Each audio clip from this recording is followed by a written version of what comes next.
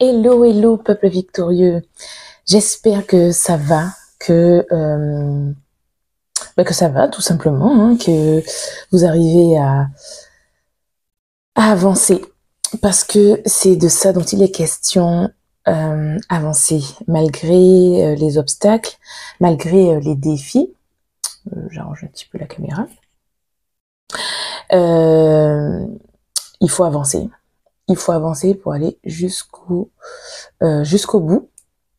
Et combattre le bon combat. Je sais pas si je l'ai dit à la dernière vidéo, mais en fait, peut-être que je vais le redire à chaque début de vidéo, parce que en ce moment, ce n'est pas évident. Donc, je dois te dire de tenir ferme, et tout va bien se passer. Tu gardes tes yeux fixés sur Jésus et tout va bien se passer. Tout va bien se passer. Alors aujourd'hui, on continue sur le thème de l'entrepreneuriat. Et la dernière fois, il me semble que j'avais parlé de la préparation, de la partie de la préparation, parce qu'on ne plonge pas comme ça, hein, c'est pas si évident. Hein, la marche par la foi, il y a toujours un temps de préparation. Entrepreneuriat ou pas d'ailleurs, avec Dieu, il y a toujours un temps de préparation. Parce que Dieu, c'est un papa. Donc, il y a une démarche pédagogique. Chacun sa démarche, hein, mais Dieu a sa démarche. Et donc, voilà. Et donc, alors, je vais pas dire une fois que la préparation est faite, mais je vais surtout dire que quand Dieu estime que certains points sont clairs, on passe à l'étape suivante. Pourquoi je dis ça? Parce que, en fait,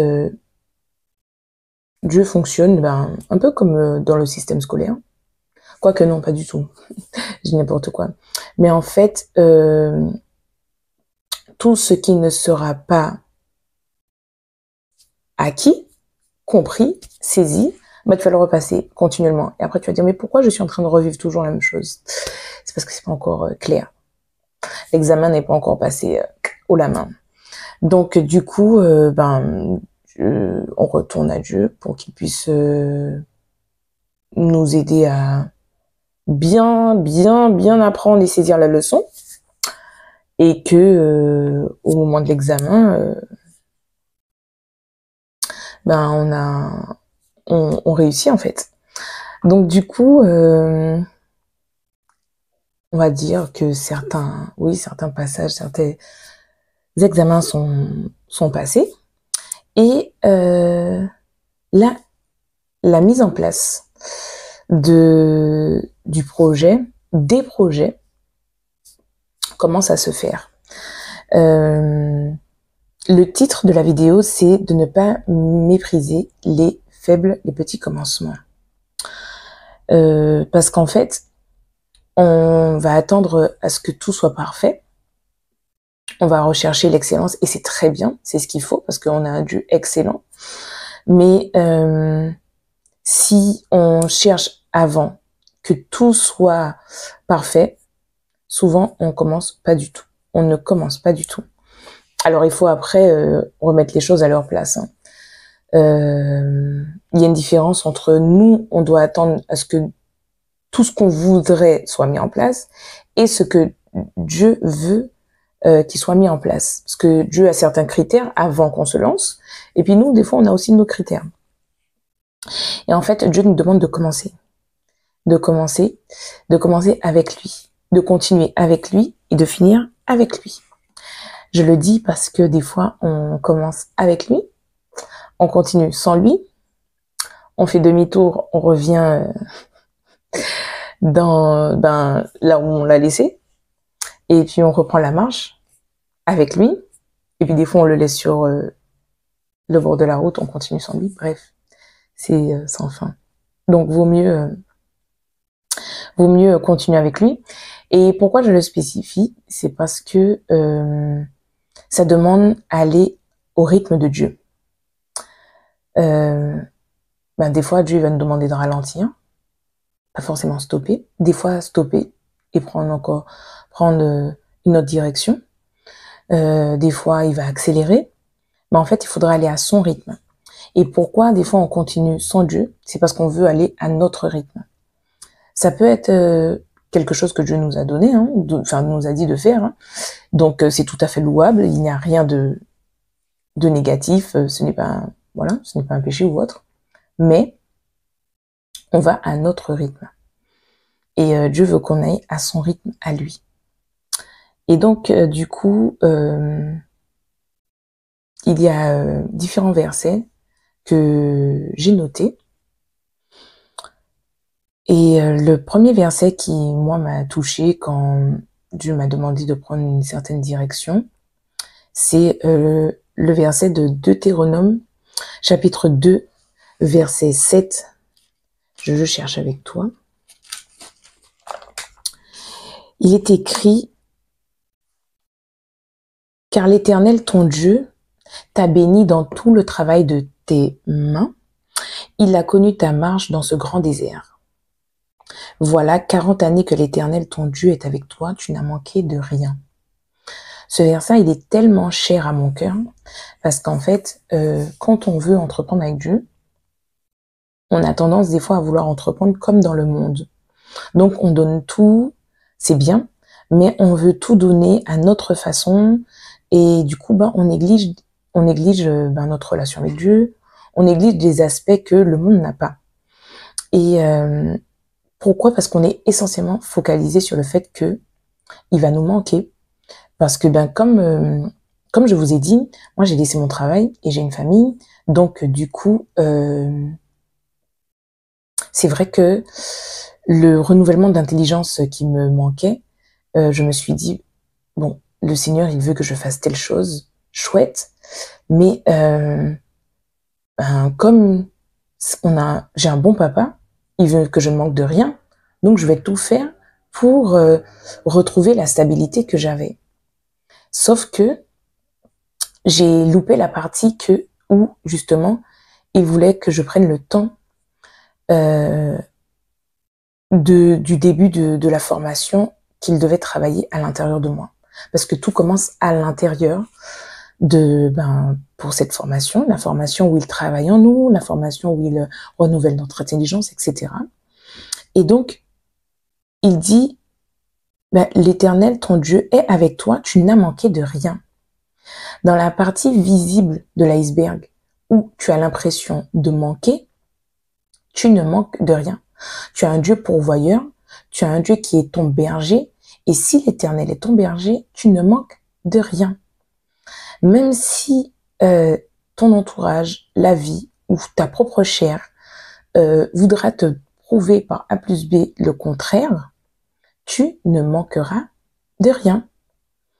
C'est à toi de te le dire et de le proclamer pour que ton âme en soit convaincue. Ton esprit le sait, mais certainement que ton âme et ton corps ne sont pas encore convaincus et ne sont pas encore dans cette vérité. Donc il faut bien savoir que c'est quelque chose à se le dire encore et encore. Il faut faire attention à cela parce que on va négliger certains aspects. Et le premier aspect, c'est notre relation avec Dieu. Dieu veut nous propulser. Dieu veut que l'on règne. Dieu veut que l'on domine sur cette terre parce qu'il veut que son règne vienne. Donc, son règne doit venir par ses enfants, certes. Mais si la bénédiction de l'Éternel ne se fait suivre d'aucun chagrin, il ne faut pas oublier que quand on se précipite, les déconvenus qui arrivent, c'est nous-mêmes qui les avons mis là, parce qu'en fait, on ne va pas forcément toujours au rythme de Dieu. Donc, il faut faire attention à ça. Le rythme de Dieu, le timing de Dieu est parfait. Donc, quand Dieu te demande de patienter, il travaille sur quelque chose, c'est-à-dire qu'il t'a oint pour ce à quoi tu dois faire attention à ce moment-là. Moi, j'avoue que la partie sur laquelle j'avais mis le focus, c'était la couture, la production, etc. Pour être honnête, je voyais que je ne savais faire que ça. Donc, par exemple, ce que j'ai aux oreilles, c'est ce que j'ai j'ai confectionné. Et il faut savoir que la marque que j'ai créée, elle s'appelle Favma. C'est une marque qui a été créée depuis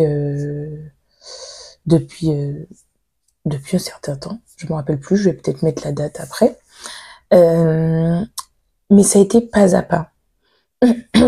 Et pour être honnête, ce n'est que maintenant que Dieu me donne quelque chose de plus en plus clair de là où je vais et de ce qu'il attend de moi.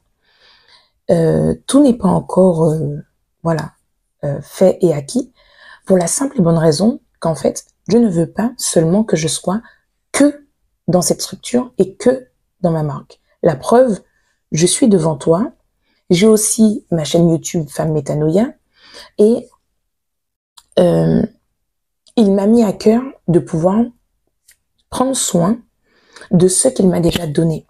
J'ai ma famille et j'ai d'autres projets. Et en fait, il y a le verset dans Luc, Luc chapitre 16, verset 10. Je l'avais déjà donné dans l'autre vidéo, mais je vais détailler un petit peu plus dans celle-ci, avec encore un autre verset. Donc, dans le verset 10, celui qui est fidèle dans les moindres choses l'est aussi dans les grandes. Et celui qui est injuste dans les moindres choses l'est aussi dans les grandes. En fait, j'avais mis mon focus sur la couture et j'avais négligé le reste. J'avais plongé tête baissée, etc. Pour des raisons comme je t'ai évoqué, mais on a le souci de manquer financièrement, on a le souci de telle chose, et la parole le dit que la parole sera semée dans notre cœur, mais l'ennemi l'aura enlevé parce que on va par rapport aux soucis de ce monde, par rapport à autre chose. Il faut faire très attention à ça, parce que du coup tu perds ta paix. Tu perds ta plénitude, tu perds ta joie, tu perds énormément de choses que Dieu ne veut pas que tu aies en fait, qu'il ne veut pas que tu perdes, pardon. Et dans un autre verset, dans Luc chapitre 19, verset 17, je vais pas trop m'étendre, mais surtout dans le verset 17, il lui dit, c'est bien, bon serviteur, parce que tu as été fidèle en peu de choses, reçois le gouvernement de 10 villes. Il y a la parabole des talents, on connaît, mais j'aime bien aussi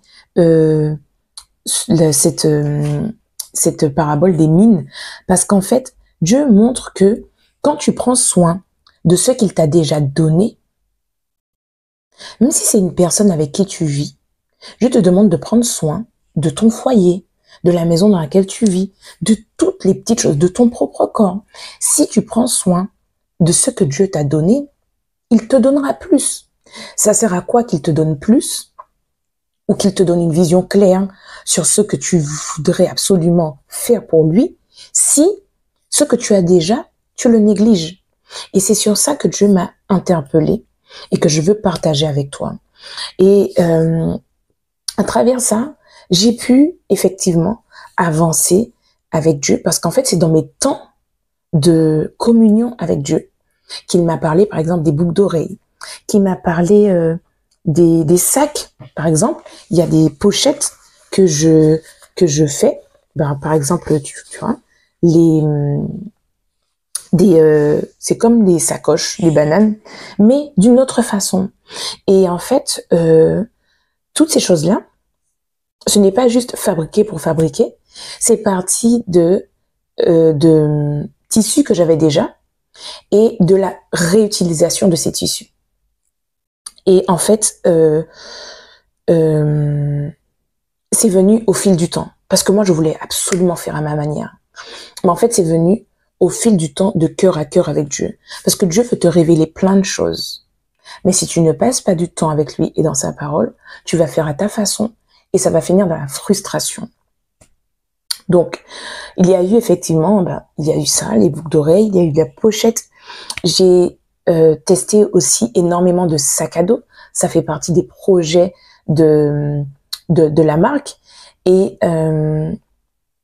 ce dans quoi Dieu m'a interpellée, c'est que c'est c'est le créateur. Donc, il est investi dans tout. Il est investi dans tout. Donc, tout ce qu'il va me demander de faire, il a déjà son idée et son opinion là-dessus. Donc, n'hésite pas à prendre ce temps, à te poser, quitte même des fois à faire marche arrière, parce que moi, je l'ai fait. Moi, j'ai dû très souvent mettre la fabrication, la marque sur pause pour pouvoir prendre ce temps de cœur à cœur avec Dieu, pour l'entendre et repartir avec lui. Ce n'est pas facile parce que très souvent, de toute façon, la chair est en inimitié avec l'esprit, mais ça fait énormément de bien parce qu'on est en paix. Et il n'y a pas plus grande joie que d'être en accord avec notre Créateur. Donc voilà, il y a tant d'autres choses que je fais avec ma marque, que ça soit des sacs à tarte, que ça soit... par exemple, j'ai une amie, elle me donne des tissus, mais en fait, elle me donne des robes, par exemple, et je découpe ces robes pour en faire des sacs. Et ce sont des choses qui ont été inspirées par le Saint-Esprit. Le Saint-Esprit m'a appris à coudre. Le Saint-Esprit m'apprend à créer. Le Saint-Esprit, voilà, il est dans tout. Et donc, c'est quelque chose que je voulais partager avec toi, qui me tenait à cœur. Merci. Et je veux te dire, ne lâche pas. Tiens bon. Ne lâche pas sa main parce que lui, il ne lâche jamais ta main. Tiens bon et surtout prends le temps d'être avec lui et de l'écouter. Cultive la présence de Dieu et tu verras que tu auras plus de visibilité, tu auras plus de clarté dans tout ce que tu entreprends. Il t'a dit, médite ce livre de la loi jour et nuit et c'est alors que tu réussiras dans tout ce que tu fais, dans tout ce que tu entreprends. Il y a tellement de versets à ce sujet dans la réussite de ce que Dieu veut, de ce qu'il nous donne en fait, dans ce qu'il met dans nos mains, que notre Bible ne manque pas de ça. Voilà. Donc j'ai envie de te dire, grâce et faveur sur ta vie, consulte ton Créateur, reste dans sa présence et tu verras que des portes s'ouvriront à toi. À la prochaine. Grâce et faveur sur ta vie.